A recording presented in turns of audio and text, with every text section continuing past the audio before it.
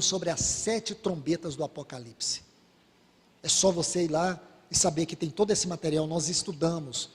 E o que me alegra o coração é que não há necessidade de estudar novamente, esse assunto foi tratado, e nós nem imaginávamos que iria acontecer poucos anos depois que terminamos o assunto das 7 trombetas, e eu não falo isso com nenhuma glória, eu seria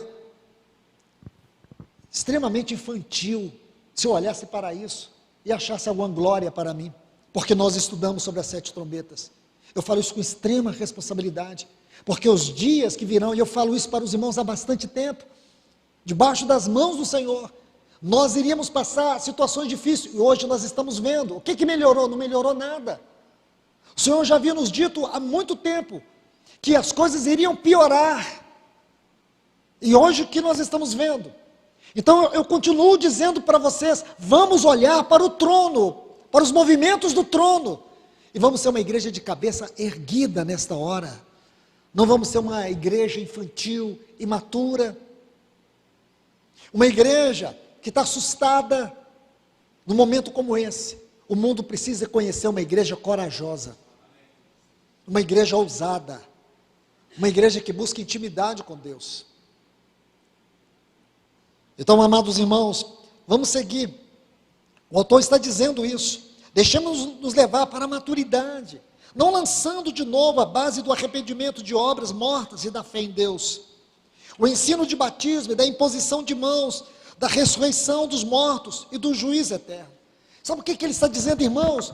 Não vamos ficar com os assuntos, ele usa a palavra aqui no grego, stoicheia, os princípios elementares da fé cristã. Estes assuntos são os assuntos que nós temos que ver no princípio da fé. Ele está dizendo, avancemos.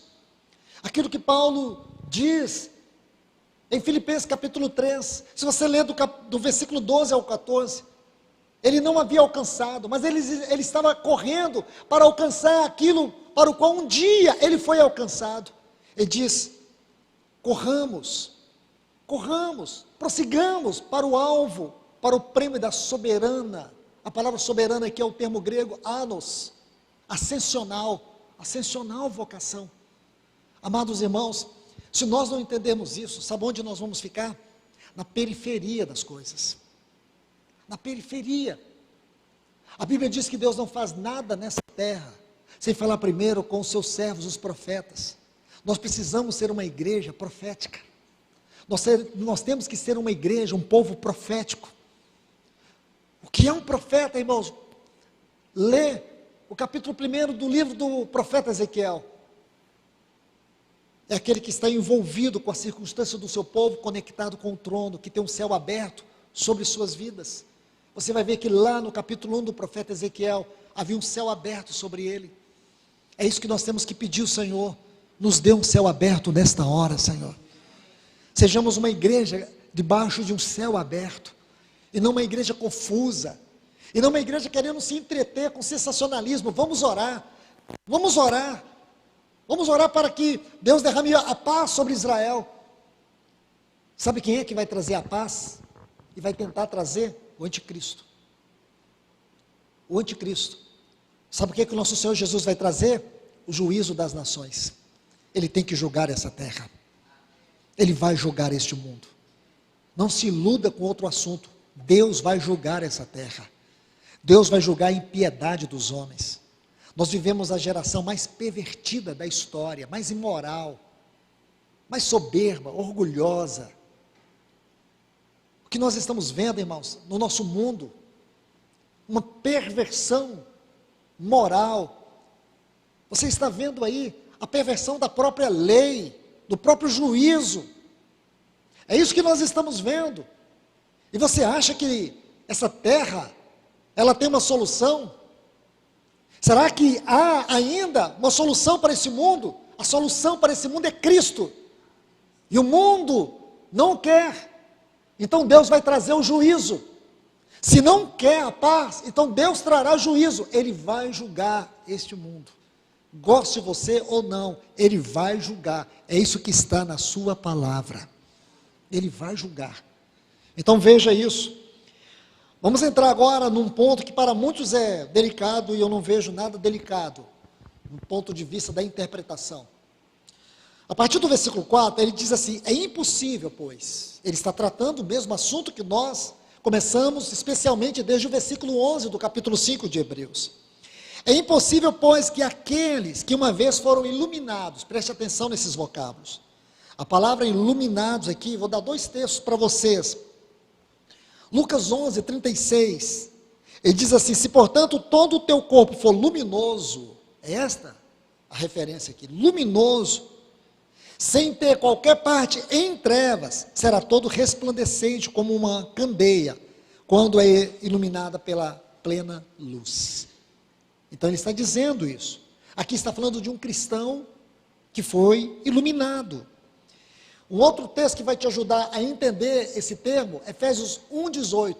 Iluminados os olhos do vosso coração, para saber de qual é a esperança do vosso chamamento e qual a riqueza da glória da sua herança nos santos.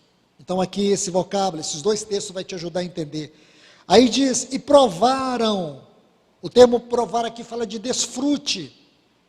Sugere uma experiência pessoal, e provaram o dom celestial. A palavra dom aqui no singular é uma referência bíblica a Cristo. Quando fala dos dons do Espírito, a palavra está no plural. Porém, quando está no singular, o dom inefável de Deus é Cristo. Cristo é o dom inefável de Deus. Aí diz assim: e se tornaram participantes do Espírito Santo. O termo participantes aqui é a palavra companheiros. Se você ler aí Hebreus, capítulo 1, versículo 9, capítulo 3, versículo 1, você vai encontrar esta palavra, companheiros, metochos, ou participantes de Cristo. A ideia aqui é de alguém que participa da vida do Espírito Santo. Aí diz, e provaram a boa palavra. A palavra, que o termo palavra aqui é rema, que é a palavra instantânea de Deus. É a palavra no sentido subjetivo. São 2 termos do grego, logos, a palavra objetiva, e rema, a palavra subjetiva. Quando Jesus disse para Pedro, antes que o galo cante, me negará 3 vezes. Quando Jesus falou isso, a palavra ali é logos. Porém, quando Pedro negou o Senhor, ele ouviu o galo cantar, o que ele fez? Ele chorou. Por quê? Porque a palavra logos se tornou rema, palavra vivificante. E é justamente isso que ele está dizendo. E ainda, versículo 5, e os poderes do mundo vindouro. Eu quero que você observe que tem esse ezinho aqui, está vendo? É uma partícula primária de conexão. O que significa que expressa a continuidade do verbo na frase seguinte. Então ele continua dizendo, e provaram a boa palavra.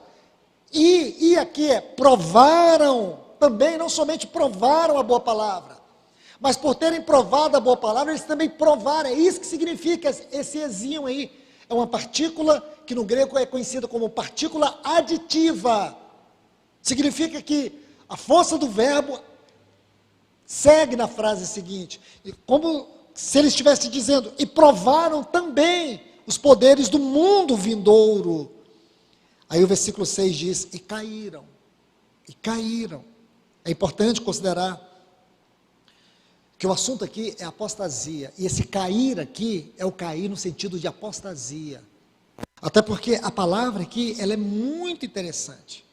Observe aqui que ele não está tratando de um simples afastamento das falhas e fraquezas humanas. Meus irmãos, deixe-me colocar um ponto aqui. Uma coisa é o cristão ceder ao pecado, em contradição à sua vida em Cristo. Então, uma coisa é o cristão ceder ao pecado, em contradição à sua vida em Cristo. E a outra é ele abandonar a vida em Cristo. São 2 coisas diferentes. Uma coisa é ele ceder às fraquezas, em contradição à vida em Cristo. Agora, outra coisa é ele abandonar a vida em Cristo. E o sentido aqui é justamente esse. É abandonar a vida em Cristo. Vamos atentar novamente para o contexto para entendermos isso aqui. Versículo 11. Ele diz assim, a esse respeito, E você vai ver que essa frase, a esse respeito, do versículo 11, do capítulo 5, está em plena harmonia com o versículo 1 do capítulo 6, quando ele diz, por isso. Então, observe, vamos lá, deixa eu colocar isso bem didático para vocês. Quando você chega aqui no versículo 11 do capítulo 5, quando ele diz, a esse respeito, você tem os versículos 1 a 10 como contexto dessa frase. A esse respeito, a respeito da grandeza, da altura, da largura, do comprimento, da profundidade, de tudo aquilo que é o sacerdócio de Cristo, segundo a ordem de Melquisedeque. Eu tinha muitas coisas para dizer para vocês. Agora, quando ele diz assim, por isso,